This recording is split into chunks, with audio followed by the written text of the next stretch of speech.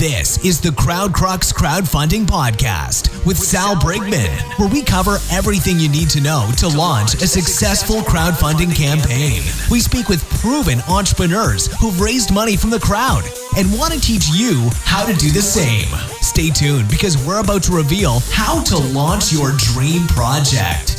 With your host, Sal Brigman.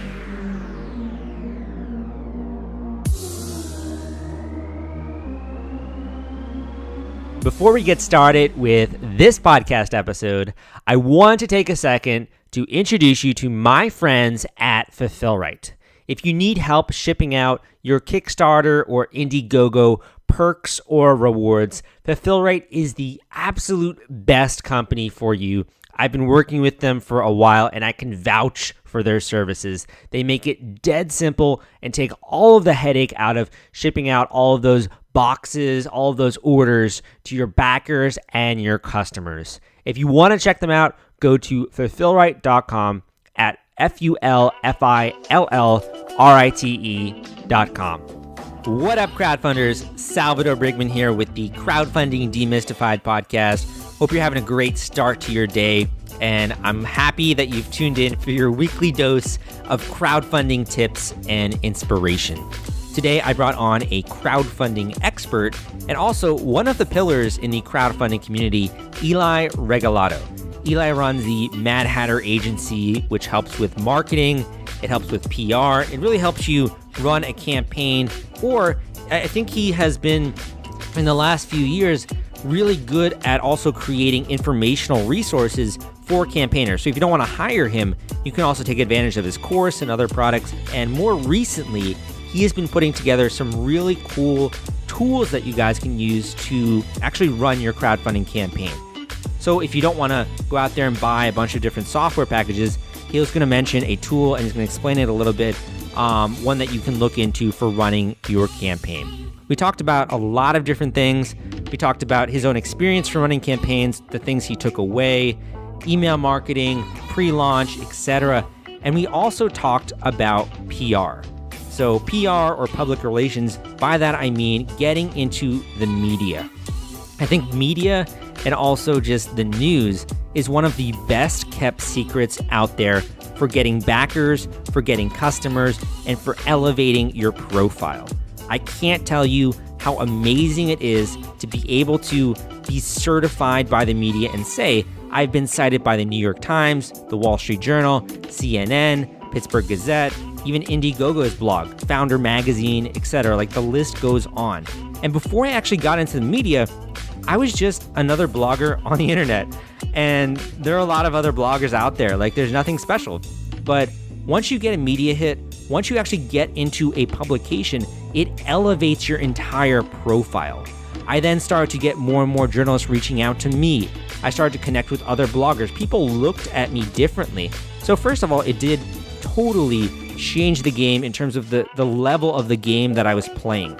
And when you're running a crowdfunding campaign, you only have a quick second to be able to develop trust with your backer. So you want to be able to do that and show that you're credible and trustworthy. But the other thing you're going to hear on this interview is the massive way that PR is going to be able to get you results. And by that I mean sales, backers, people pledging to your campaign. One PR hit can result in thousands and thousands of dollars pledged to your campaign. I can't overstate how amazing and how it's just like, it's a whole different game now, guys. Like, I'm a very young guy, I'm a millennial, and if I can get into the media, if I can help campaigns get into the media and they end up raising thousands of dollars, you can do the same. It's not hard. You just have to follow the steps that I'm going to outline. All you have to do is follow them and make sure that you also put in the work to really craft a story. But I'm going to be talking more about that in the course that I put together.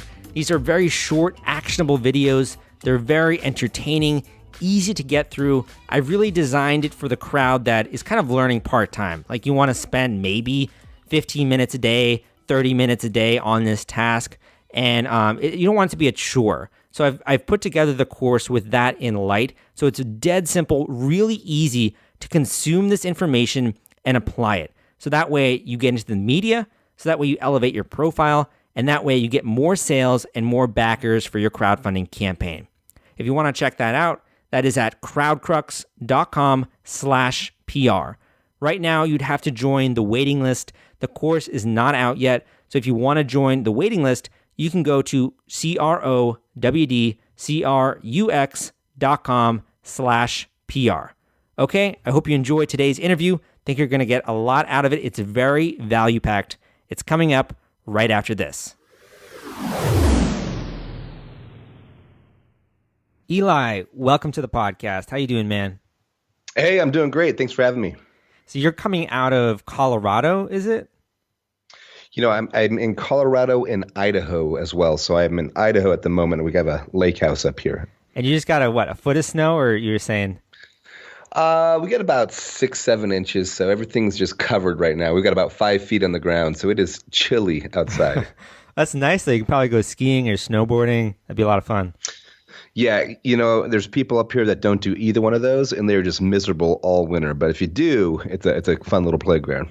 That's cool. I actually did snowmobiling for the first time about 2 weeks back, and I crashed the thing like twice. It didn't really hurt the thing at all. It just kind of like went into one of those pockets of snow. I had to figure out how to get it out. It was fun, but also nerve-wracking. Yeah. Did you like it, though? Was it fun? Yeah, it was great. I definitely want to do it again, just under better circumstances and probably with a guide next time. So, sure, safer that way. Yeah, definitely. I'm so glad that we can finally talk. I've been watching your work from afar, all of the amazing stuff that you've been doing, helping people with crowdfunding, Facebook ads, PR. You put out a bunch of material, courses, etc. I just want to ask you, what are you up to now? What have you been working on? Yeah, so a few things. One, I'm doing a total revamp of the crowdfunding course. So as well as I do that the crowdfunding game is constantly changing. There's always new ways, better methods to go out and attract backers. So I've been working on that. Still taking clients over at Mad Hatter Agency. And then also we just became the crowdfunding expert in-house for Crowdster.co. So it's the world's leading DIY crowdfunding platform. Okay, and what exactly, can you give us like a snippet of what Crowdster does or what people can use it for? Yeah, absolutely. So the easiest way to explain it is I tell people, listen, if you don't have thousands of dollars to hire an agency to crowdfund for you, you can get all the same tools for a person to do it themselves. So pre-launch pages, Twitter marketing, backer lists, media lists, press releases, etc. Okay, very cool.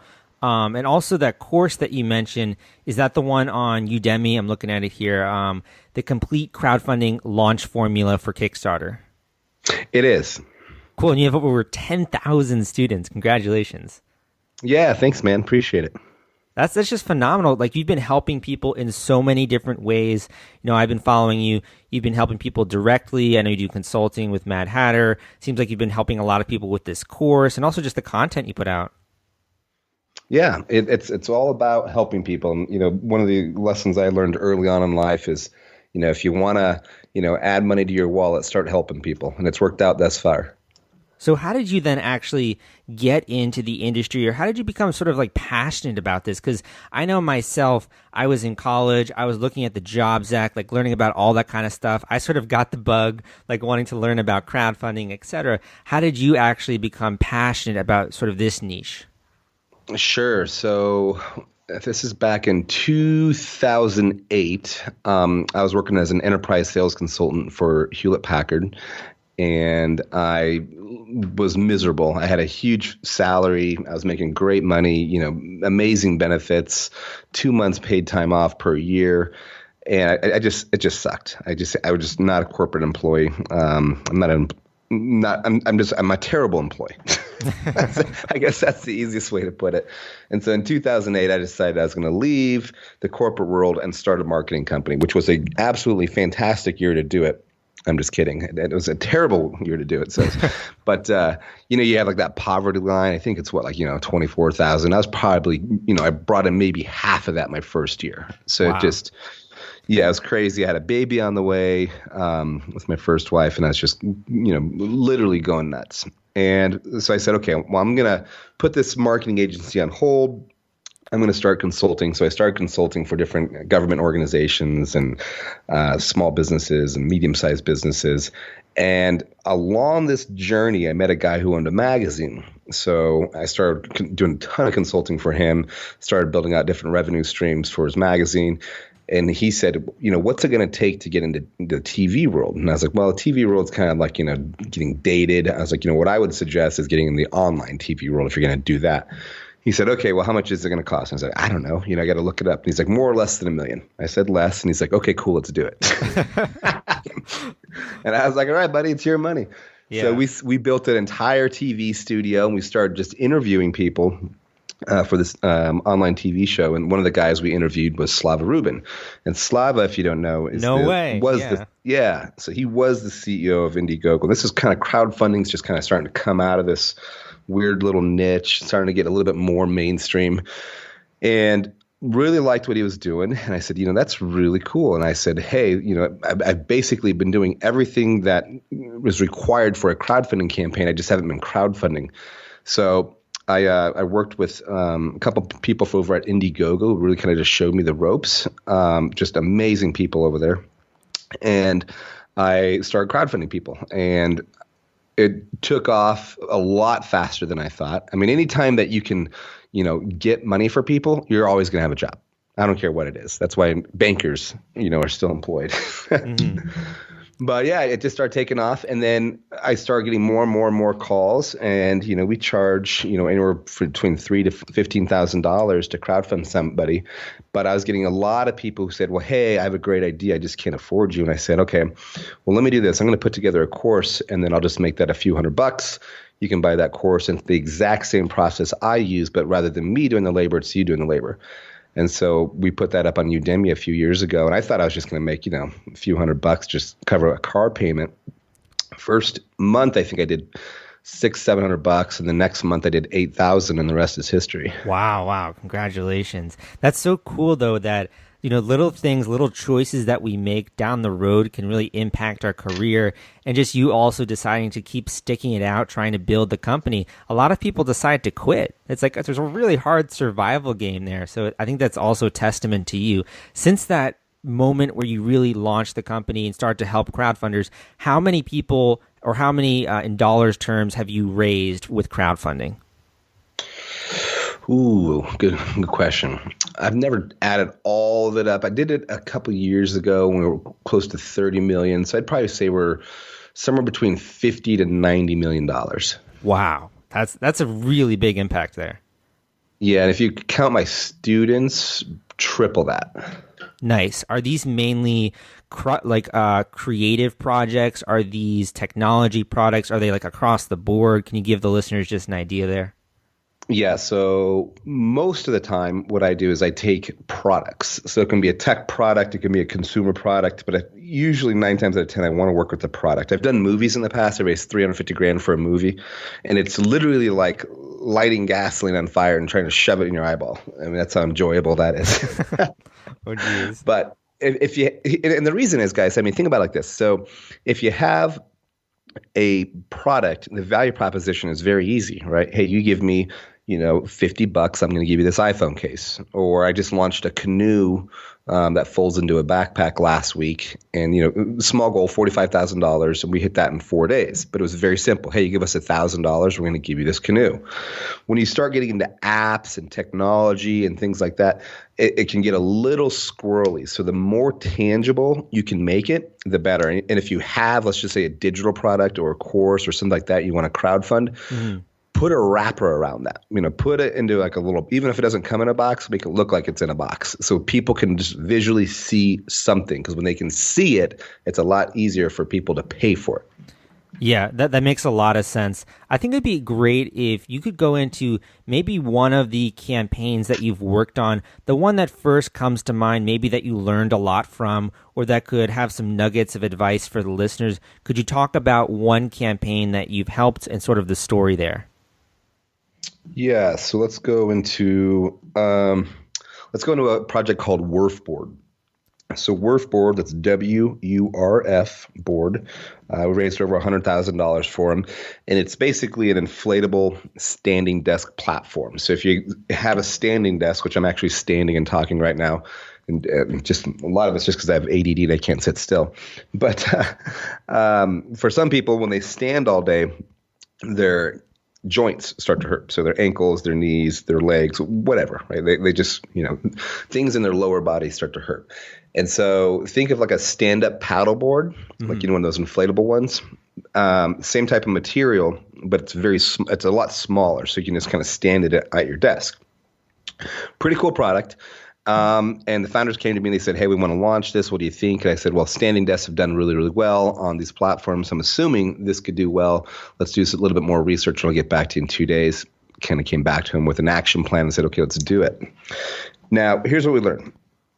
First and foremost, I learned that you don't even have to show the product all the time to get people to opt in. And that was a shocker for me, but we did it because we had to do it. So what happened was I went out and I shot a teaser video, got everything put together, and I'm literally getting ready to take this thing live and start, getting opt-ins. And so if you guys don't know what opt-ins are, an opt-in is I put a video or a product image on a little one-page website. I drive traffic to it, so I drive viewers to that, and then I get people to look at the product and say, yes, I want to sign up for a discount or, save a spot in line, and they'll give me an email address. Okay. Well, he said, we don't have all the IP done yet, so you can't show the product. Ooh. And I'm like, okay, let me get this straight. You want me to get you signups for something that doesn't exist yet, but I can't show people what it is yet. And he said, yeah, exactly. And you also have to bet on the paid traffic. Like you have to know what to target. Right, exactly. So I'm literally driving people to a page that I can't show them anything about. Okay? Yeah. And I'm just kind of like scratching my head. I'm like, okay, let me think about this and I'll get back to you. So I went out and just kind of, I went to the gym and I came back and I had this little epiphany. I said, okay, what if I really drive on the curiosity factor and instead of showing the product, I have it grayed out? So I had my video editor go through and gray out all of the images of every time the product was seen, I just had him put like a little gray circle over it so you couldn't see it. Right. And then I said, enter your email address to be the first to see the WURF board and get it at a special discounted price when we launch. Ooh, like I already want to know what it is. Exactly. Great. So what happened was, and you typically, like I'll have a landing page that converts, my bare minimum is 20%. So if I take 100 people to this page, I want at least 20 of them to give me an email address, ideally 30 to 40%. Okay. This one was converting right around 50%. Nice. Wow. Really good. So half the people that came to this page were entering their email address. And it actually turned out to be one of the best pre-launches that we've ever done for that reason. Out of curiosity, what did you use to actually set up that landing page? I use a service called Instapage. Okay. So INSTA page.com. It's $80 or I think I'm paying $70 a month for it. If you don't have the funds to do that, and trust me guys, remember I told you about living in the poverty level. If you don't have the money to spend on that, Crowdster.co has a free option where you can go in there and build your own pages for free. Nice. Yeah, I think that'd be a lot easier. People are always trying to scramble, figure out how to set up a website, a landing page, like all that kind of stuff. So that's definitely appreciated. Wow, that's really cool. So you basically learned that this factor of like wanting to know and curiosity has driven a lot of signups for that campaign. I'm speaking to the crowdfunders in the audience who have already launched a Kickstarter campaign or have actually even successfully run a campaign. And the reason is, I think you will understand this pain point most. And that is, when you finally do raise money on Kickstarter or Indiegogo, the hardest part is not collecting the cash. The hardest part is shipping out all of those perks and rewards to your backers. It is a nightmare, my friends. It's a lot of spreadsheets, it's a lot of headache, and it's a lot of stress. That's why I recommend BackerKit. If you have not heard of BackerKit, they help you collect surveys, they help you collect data, and the entire fulfillment process is just so much easier and so many less spreadsheets when you use their software. You can check them out at BackerKit.com and use CrowdCrux for a special discount.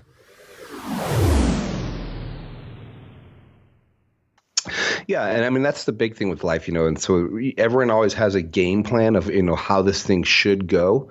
But when you come into an obstacle, rather than kind of just throwing your hands up or getting mad, and trust me, I did get pretty pissed when the client dropped that on me. But I was like, okay, I can't do anything about it, so I'm just going to go and just figure out what would make me want to. And if I hear about something and I can see people enjoying themselves, but I can't see the product, you've got me. I'm going to give you my email address for it. So especially for everybody doing pre-launches, think about that as a strategy. The curiosity factor is one that works really, really well. And chances are, you've probably seen it online. Like, you won't believe what Donald Trump said to so-and-so. Click here to find out. And so it's called clickbait, right? So I basically took that same kind of concept of clickbait for a headline and just used it in a video. Mm-hmm. When these people are building their email list and they're using a landing page to do that, what kind of, conversion rate would you say that people should expect? Like, if I'm trying to plan for a launch, I'm expecting, let's just say 20 to 30% people opt in after that landing page, and then I'm going to announce this product via the email list. What percentage of people would you expect, like, from all of the people you've consulted, to either open it or to buy the product? So general rule of thumb, I'd say 10%. Cool. Now you can get that to go up with some. It's about consistency, right? So think of it like this: you're going to have 10% of the people that are going to buy no matter what you say.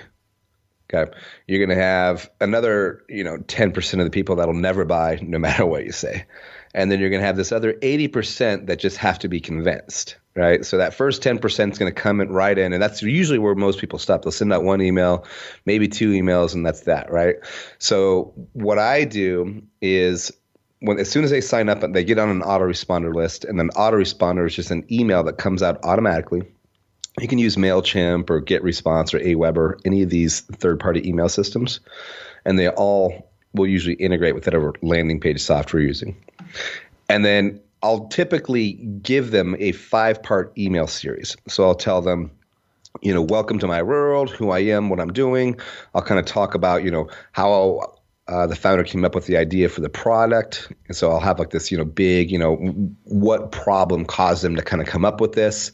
And then the next email, I'll tell them, how the product works, what it's about. And the next email, I'll talk about the launch and what Kickstarter is and how they can back it and why they should back it the first day and what kind of discounts they'll get, et cetera, et cetera. So that series of emails has been proven to, get those percentages above 10%. What role do you think the founder's story plays in all of this when you're doing the marketing?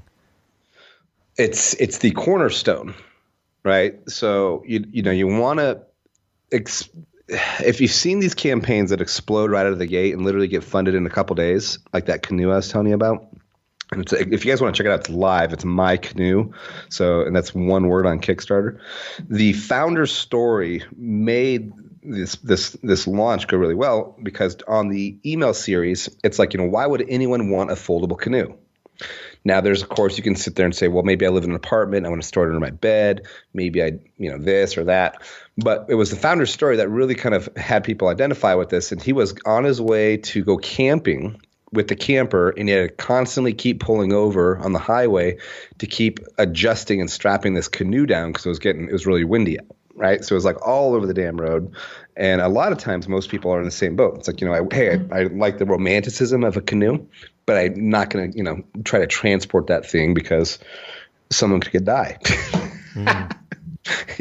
So that story really hit home with a lot of people. And they said, oh, yeah. And we started getting emails. Yep, I absolutely agree. I'm in the same boat. We had one before. We could never keep the damn thing, on top of our car. We said, screw it. We saw this. And just like you, right? So people need somebody to relate to other than just a product. Interesting, because I think the marketing world, it sees it a little bit differently. Like we look at commercials, it's all about the product, and maybe they try to make a plea to attach to like some person or some character in the commercial. But it seems like with crowdfunding, a huge difference here with online marketing has been the personalization aspect, being able to connect with a personality and a story. Yeah. So let me talk to that. So it's the same thing, but one very distinct difference, and that is a commercial. And I I do advertising for clients that aren't crowdfunding too, like the Hilton, and I've done stuff for Uber and Pandora. But the difference is when you're crowdfunding, you are asking people to pay you money and wait sometimes several months for their product. So they need to trust you. Right. So that's not trust the product. They need to trust you. They're giving you their money. Right. So if you can't build that trust directly with your audience, they, meaning the consumers, will not give you money most of the time. Now, there's always those campaigns that just defy gravity, and you get the potato salad dude, right? Yeah. That just kind of go out there and just raise money, and people scratch their head like, how did it work? Okay. But those are an anomaly. Right. So most people want to know who am I giving my money to? What's their story? How do I know that this person's legit? Right. And then the best way to tell them that is through a story, your personal story. What caused you to come up with this product so they can identify with you and relate to you. Okay, so it sort of gives people the sense that they know you. And all of these different little triggers, just when added together, they give that sense of completion, like, okay, this guy is going to work as hard as he can to deliver on this product. He clearly experienced this problem. He knows what he's doing. I'm going to take a chance on him. Yeah, exactly. I mean, if three strangers came up to me and asked me for money, I would say no. Right. If one of my friends came up and said, hey, I want some money, but I'm going to use it to build this thing and I'll have it to you in 30 days. I'd say, yeah, here you go. That's the difference. Very good insight. I love that too, because people will always say, how do you get strangers to back your campaign? And I always say, you have to turn those strangers into friends first, and then they'll back your campaign. It's kind of like a subtle distinction there. Absolutely. Very cool. I know that one of the other things that you're really passionate about and something that you've really done very well with is public relations. So while you're here, I wanted to ask you one or two questions about that. What role does PR actually play in a crowdfunding campaign?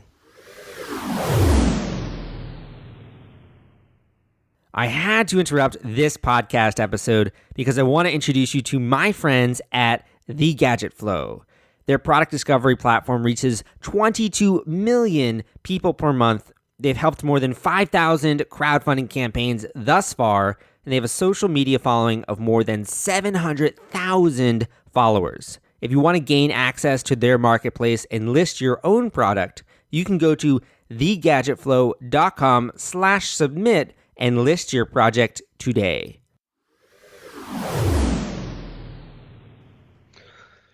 So the best way I can explain it is it's literally the X factor. And it can be huge if you know how to leverage it correctly. So the reason PR works so well in getting backers to your campaign is, one, it adds a layer of third-party validation to whatever it is you're trying to sell or create. And two, most of the time, if you pitch right, these publications already have highly curated audiences of backers that could, would, and should back your campaign. So if you go to TechCrunch and you have a new, something to make your iPhone faster, right? And you pitch an iPhone writer at TechCrunch and he writes about it, chances are you're going to get a ton of orders. I've literally seen one TechCrunch article bring in $100,000 worth of orders in 4 days. Wow. That's phenomenal. Yeah. Yeah, it's crazy. It's crazy. But you have to make sure you set it up, you do it right. You got to do a little bit of research on the front side. But if you do all that, literally, guys, I mean, we're talking hundreds of thousands of dollars off of an article. Wow, that's phenomenal. And that's true because they do have a very large audience, and there's a certain type of person that read those publications. Do you have any thoughts on written PR versus, say, doing interviews like podcasts versus YouTubers, et cetera? Do you have any thoughts on that? Yeah, so I've done all of it. The best return on investment we found, and I say return on investment because it's free, so we never pay for PR, but the best return on investment we found is digital. And the reason is we've done radio, I've done TV, I've had people on, literally the Today Show with different campaigns. But the problem is they don't convert well because unless they can click a link right there, they have to remember what that is. They have to go to Kickstarter, they have to find it, or Indigo, or whatever platform they're using, and then they have to back it. So there's a lot more steps if they can't just click a link. Now, having said that, if someone like a podcaster like yourself were to promote campaigns and have a link directly in the campaign, that's a lot different. Yeah, I can see there's like definitely extra steps there. And it's also really hard to just remember even the product name, all of that kind of stuff. And look at more traditional buying, like an infomercial. They have a very easy phone number there that people can call to get the contact. Like they're not asking you to go to a website or something like that. So I can totally see that. Yep, and they'll typically say the number, 10 times throughout the infomercial. Yeah, that's very true. It sounds like number one, with the developing the email list, sharing your story, getting PR, these all sort of add to the trust component and that third-party validation, as you said, to really boost the campaigner in the eyes of the backer. So there's not just one among many campaigns on Kickstarter or Indiegogo. Are there any other techniques that you'd like to share with the listeners in terms of how to get people to actually turn passive browsers into hard, cold backers? Yeah, one of the tricks that I do on every campaign is, let me just kind of give it to you like this. So first thing we want to do is a pre-launch, get people to sign up early, put them into an email list. You send them 5 or 6 emails before you go live, and that's going to build the trust factor. You go live, you have 10% of those people come in right away, they back the campaign. Then you start pitching the folks at the media. You're talking about your campaign, what it is you're doing, blah, blah, blah, blah. And the media starts writing about you. And then that's usually where a lot of people stop and they sit there and they just go and they just try to find more and more and more media. Okay, well, there's a trick that you can use so you don't have to just keep going out. You can start going deeper within a publication. And that is, take the publication that's written about you. So I'll use the Mashable, for example. So Mashable wrote about the Wurf board. And it was a brand new writer. I think she had maybe done 2 posts in her life before. So she didn't have a big following yet. And like the first 2 days on this article on Mashable, which is a huge publication. I mean, it's a monster, right? There's just like 0 traffic. We were like one of 10 million articles on the site. Yeah. And so I talked to the founder. I said, listen, let's do this. Let's take $100. Let's stick it on an ad and let's drive traffic to the Mashable site that talks about the Wurf board. It's going to do 2 things. One, it's going to add a layer of third-party validation to what it is that we're selling. So it's not just, hey, we're cool, go to Kickstarter, take our word for it. We're going to drive it into Mashable. We have an actual third party saying this is really neat and this is why, blah, blah, blah, blah, and then drive that traffic back to Kickstarter and see if that converts better. Right? That's a really smart idea. So we did that. We spent $100, and literally within a few days, this thing went from, I think it was like 10 shares to almost 11,000 shares. It hit the front page of Mashable. Mashable put it on their Facebook page. And off of that one article, I think it was like, $40,000 came in. Nice. Jeez. That's so cool though, because it really does highlight the role of media. And that's media really, they only care about page views. They care about traffic so that they can sell advertisements. And if you can help them do that, they're then going to help you back in return. If they see a piece of content is resonating in some way, they're obviously going to continue to boost that piece of content. Right. Right. And, at the end of the day, you want that content to get out there, by hook or by crook. So you're going to let it do it organically, or you're going to just give it a little bit of help and make it go a little faster with some paid media and then go organically.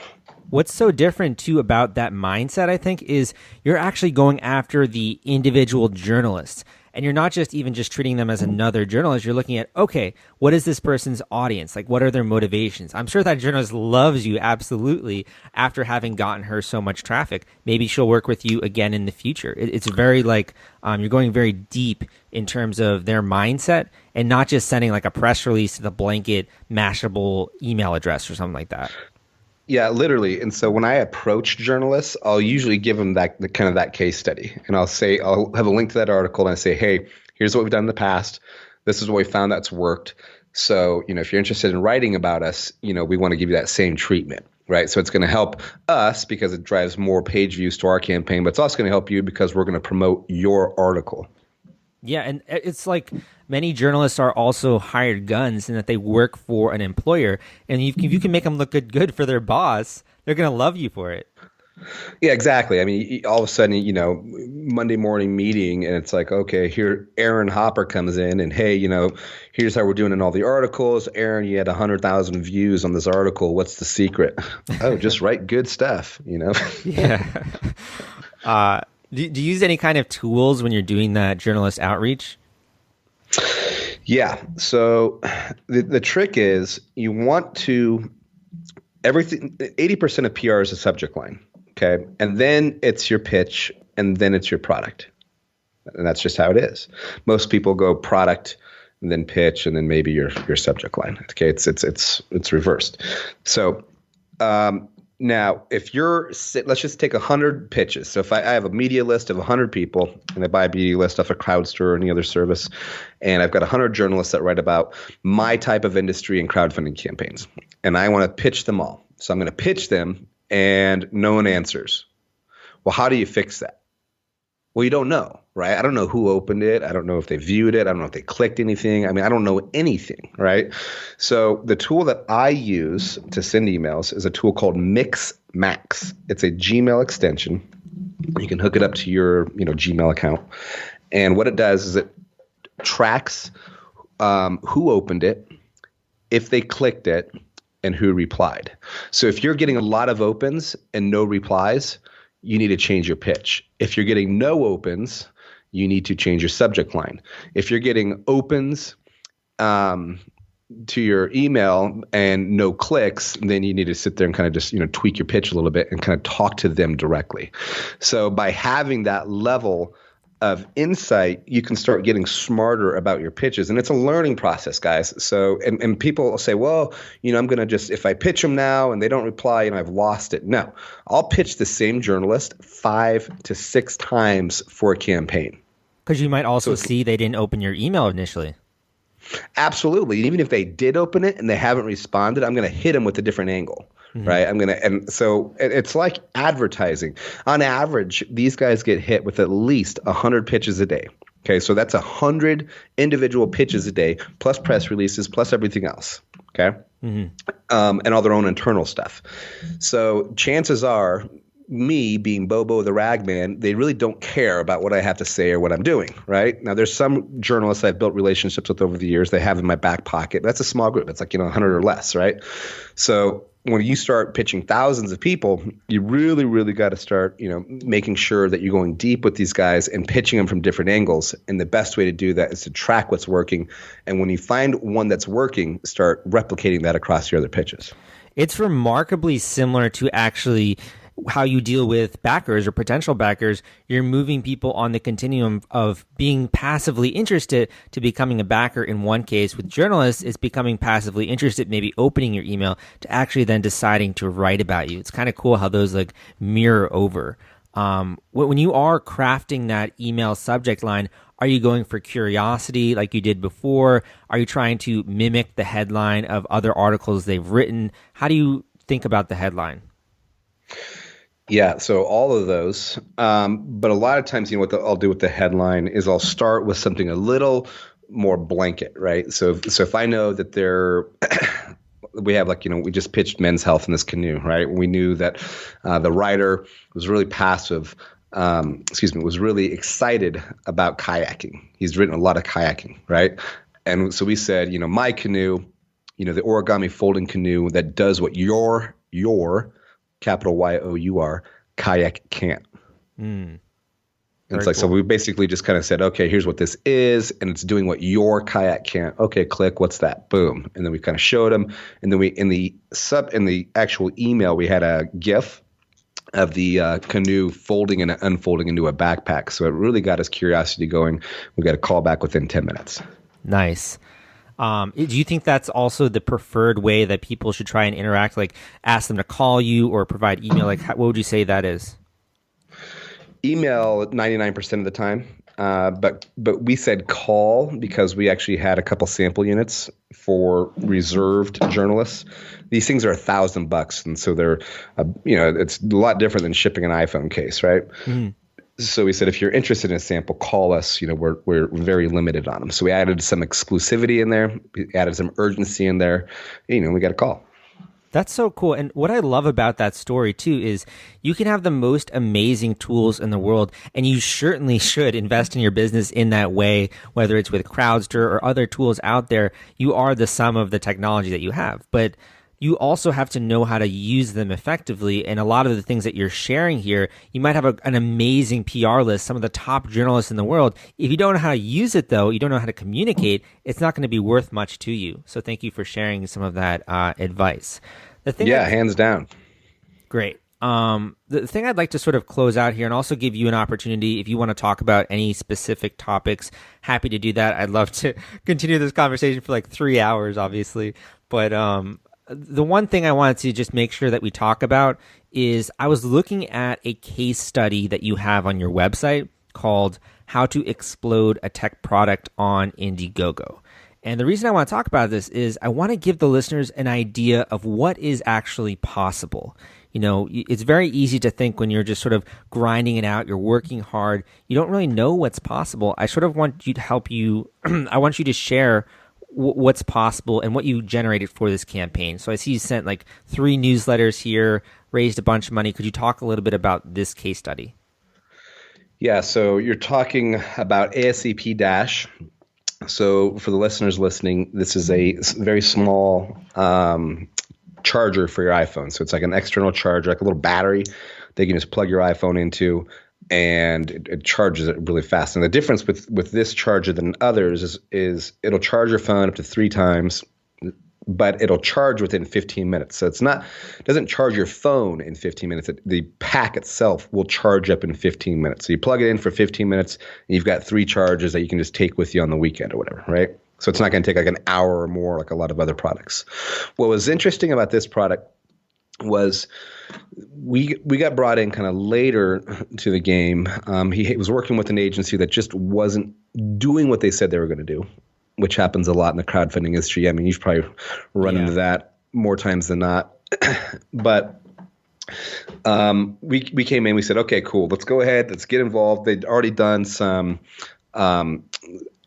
contests, and they gathered, a lot of emails, but they weren't necessarily quality emails. So I said, okay, here's what we're going to do. We're going to drop your goal, and we're going to basically get in as fast as we can because he wanted to raise like $100,000. And I said, let's drop it a lot less than that. I think we put it like at $30,000 or something. So I said, as long as we can get to 30% of that very, very, very quickly, Indiegogo will put us in the newsletter.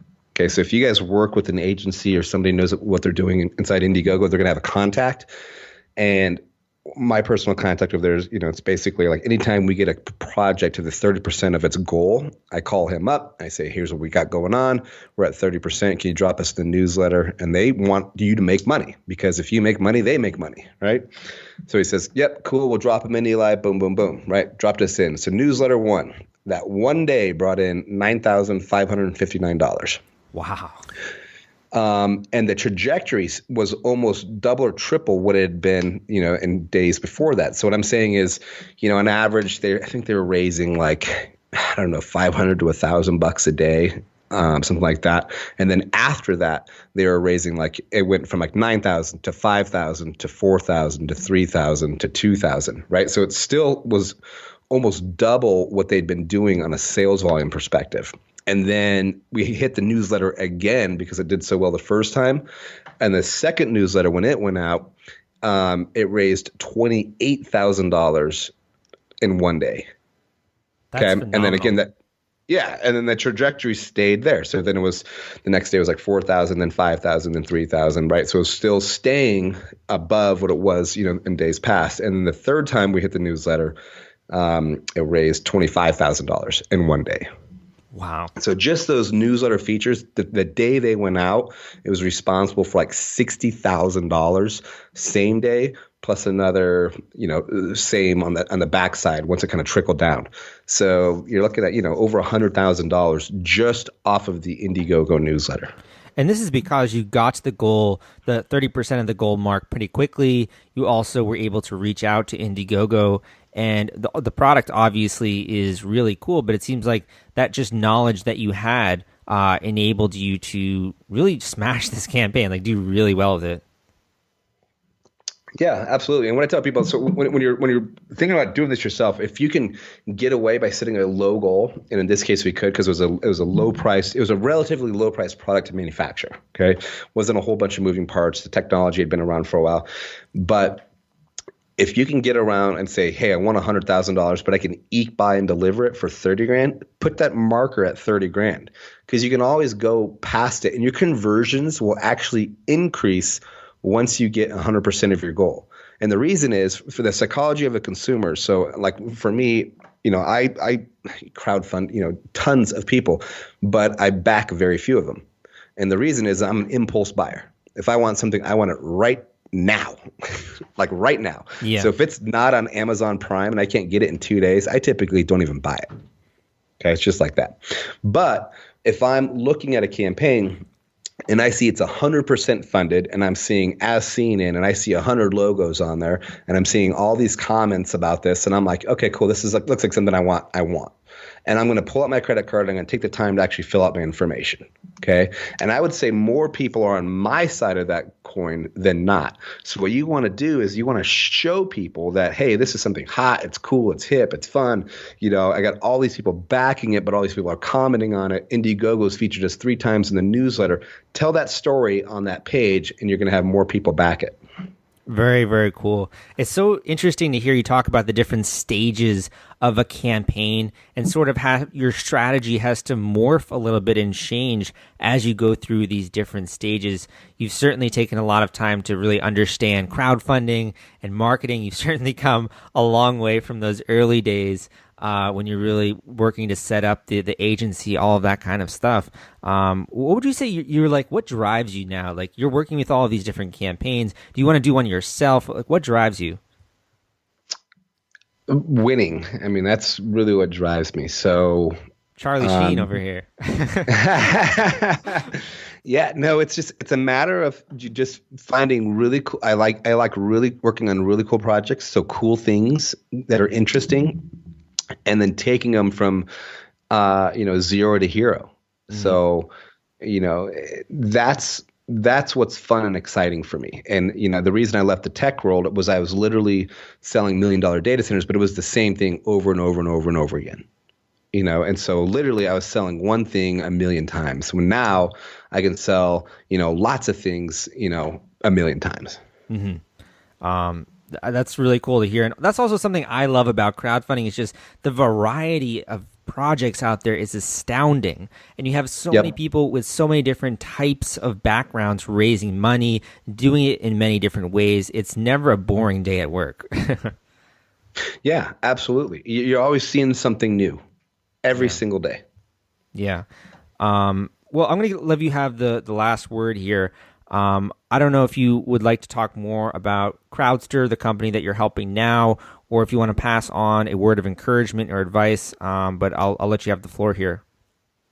Yeah, so I'll just give a quick bite for Crowdster. So I've known their founder for years. We kind of grew up together in the industry, but if you're looking to do a campaign and you're looking to have the same level of professional service, but you don't have the money to pay an agency like myself, use Crowdster. So with their pre-launch pages, with their Twitter marketing, there's no tools on the market that are more sophisticated than Crowdster's. We actually took a position as their in-house crowdfunding expert to really help them develop their next set of tools to really start helping get people onboarded. So we do all their webinars. If you go on there, attend any of their webinars, you're going to see my cute little shining face. But take a look at it, and if it's something you guys want to do, you can always email me directly, and I can talk to you more about it, or just get on there and give it a trial. My email address, if anyone wants to talk, is Eli at Mad Hatter Agency. So that's ELI, and then at Mad MAD Hatter with 2 T's agency.com. What I also see the value with Crowdster is the fact that there are so many different softwares you can buy, but if it's all in one, it's going to be a lot easier and a lot less headache to actually run a campaign. Yeah. So with the agency, we have 1, 2, 3, 4, 5, 6, 7, 8, 9, 10, anywhere between 13 to 20 tools at one time. That's crazy. So that's 13 to 20 subscriptions going at one time, and integrating all those is just like, pulling teeth at times. With Crowdster, everything's under one roof. So, and we use Crowdster for clients too, because like the Twitter marketing and things like that, where I used to literally have a person that would sit there all day and just do Twitter. Now I have a bot with Crowdster, and it's all automated, so it saves us time and money. Nice. I'll be sure to link that up in the show notes and also to your course and your agency website.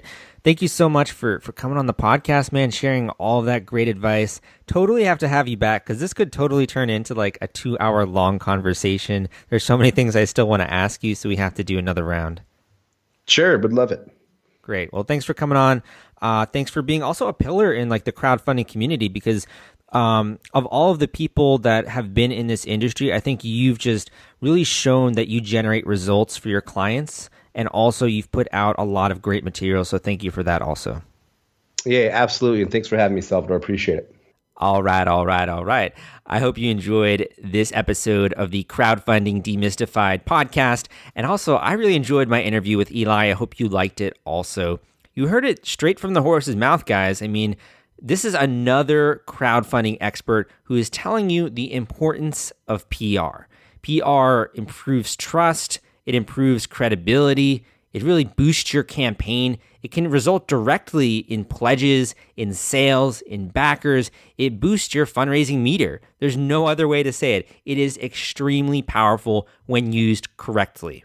A lot of the techniques, a lot of the tricks and lessons that I include in my course are meant to continue to return your investment further down the road. I mean, this is an investment, just like advertising. If you spend, say, $100 in advertising, you're going to want to get a good $500 back from that. Or, the best kind of investment, $1,000. That's how I've designed this course. I want you to continue to get a return on your investment for your business further down the road. And also, I put together some teaser videos, some insights into what the course is actually like. So if you just want to check that out, if you want to see whether or not this is a good fit for you and your business, you can go to crowdcrux.com/PR, and I'll be sending out some of those videos via that enrollment list. Right now, it's not open. You'll have to be on the wait list, but I will be sending out those videos shortly. That is Crowdcrux, CROWDCRUX.com/PR.